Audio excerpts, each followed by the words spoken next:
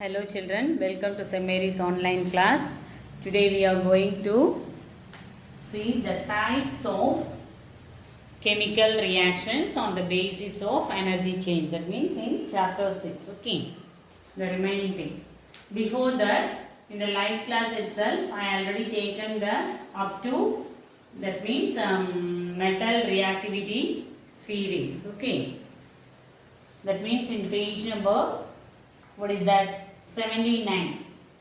Special features of metal activity series and their special features you want to study.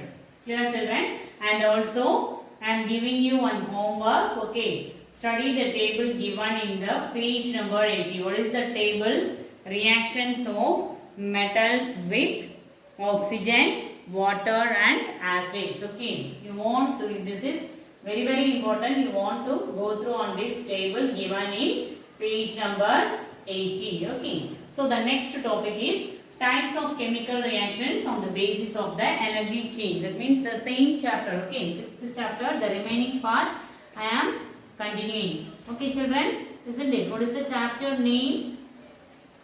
Sixth chapter, chemical reactions. Okay. So the next one is types of chemical reactions on the basis of energy change.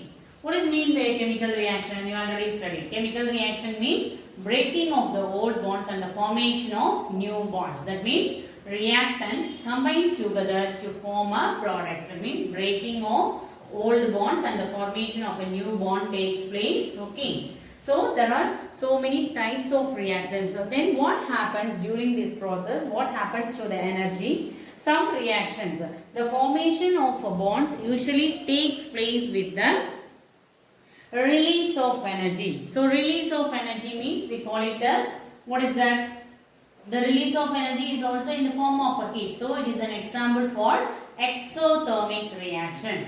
So types of chemical reactions on the basis of energy change is usually classified into two types.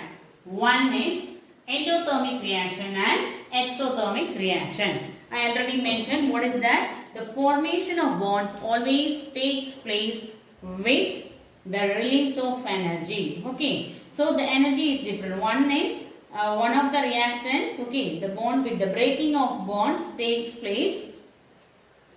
How it takes place? By supplying energy. That means absorption of energy. So breaking of bond takes place. In that case, heat is absorbed, whereas the formation of product, heat is released. Okay. So on the basis of that, we are classifying the chemical reactions into two types. What are they? Endothermic and exothermic reaction. Then what is mean by an endothermic reaction?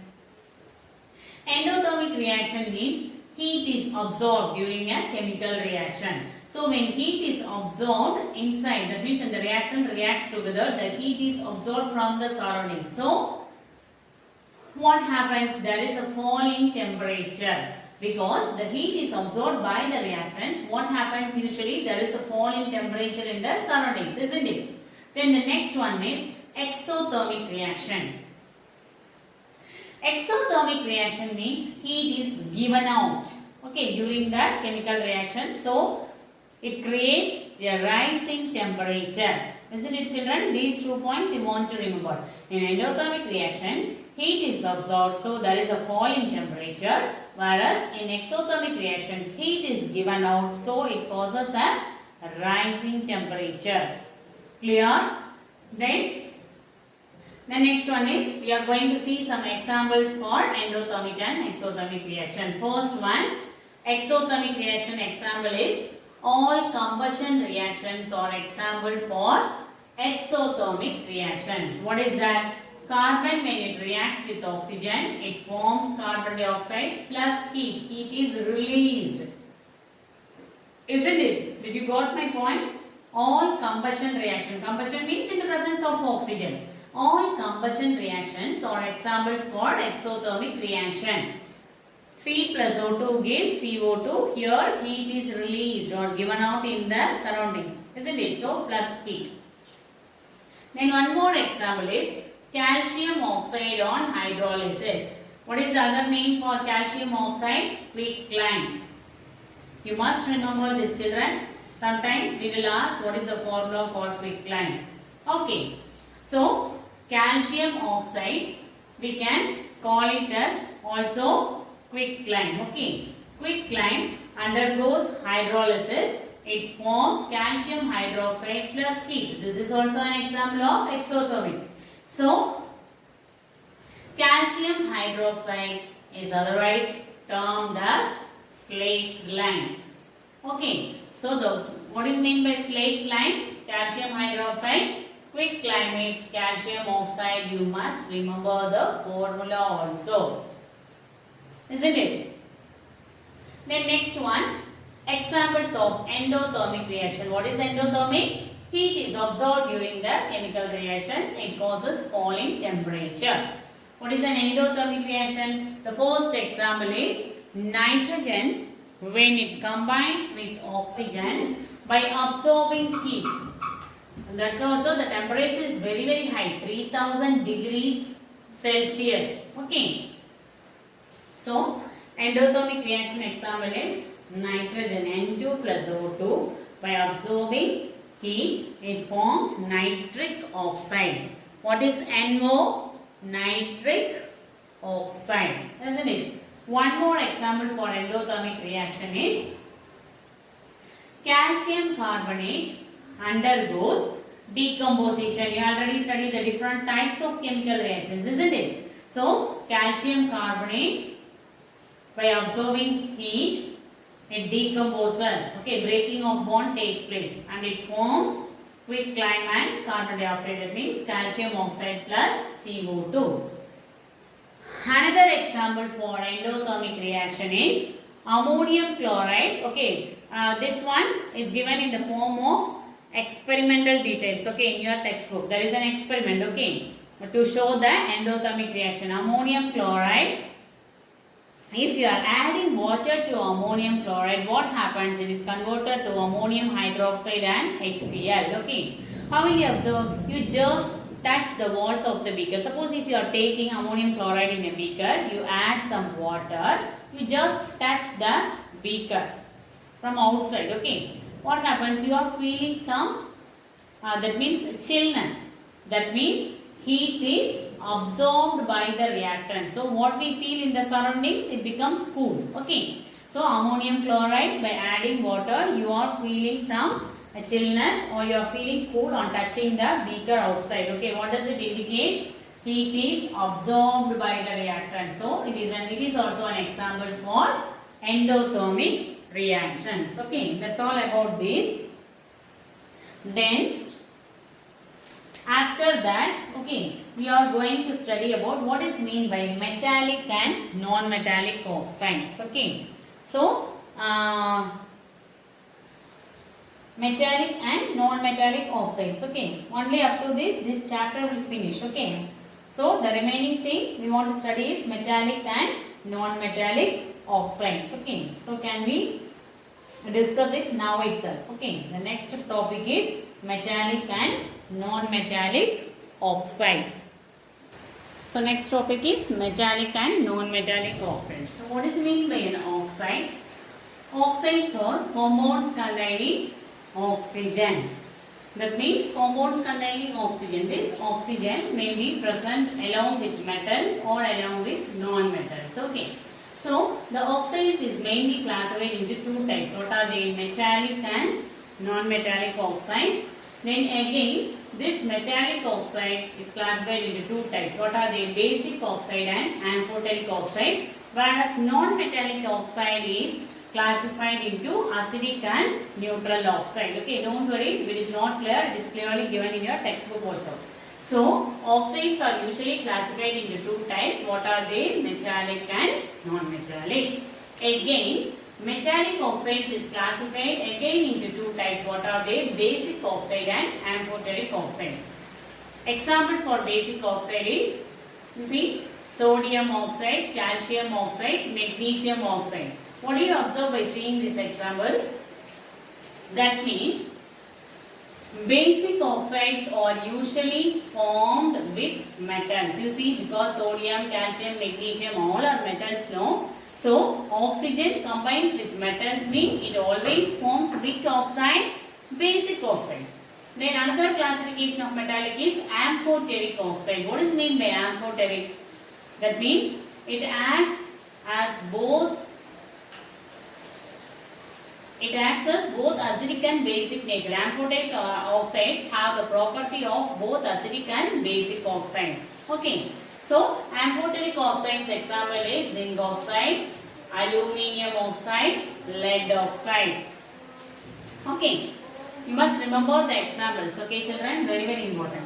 Then non-metallic oxides. It is